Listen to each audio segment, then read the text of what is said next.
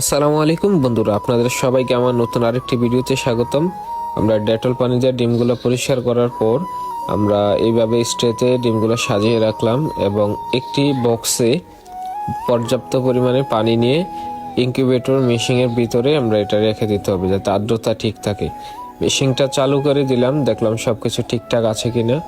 পানির পাত্রটা নিচে বসিয়ে দিলাম এবং স্ট্রেটা রেখে ওইটার ভিতরে আমরা ডিমগুলো সারি সারিভাবে বিছিয়ে দিচ্ছি এবং দেখতে পাচ্ছেন ডিমের যে সরু সাইডটা আছে ওই সাইডটা আমরা নিচের দিকে দিচ্ছি। হ্যাঁ, এইভাবে আপনারা দিবেন ডিমগুলো বিছানোর পর। হ্যাঁ, এই মেশিনটা 90 মিনিট পর পর নিজে নিজের রোটেট হবে, মানে ঘুরবে।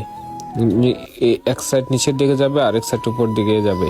আমরা এই মেশিনটা আশরাফ এগ্রো থেকে সংগ্রহ করেছি। আশরাফুল ভাই খুব ভালো মানুষ, আপনারা চাইলে ওনার কাছ থেকে এরকম ইনকিউবেটর মেশিন নিতে পারেন। মেশিনটা খুব ভালো ছিল।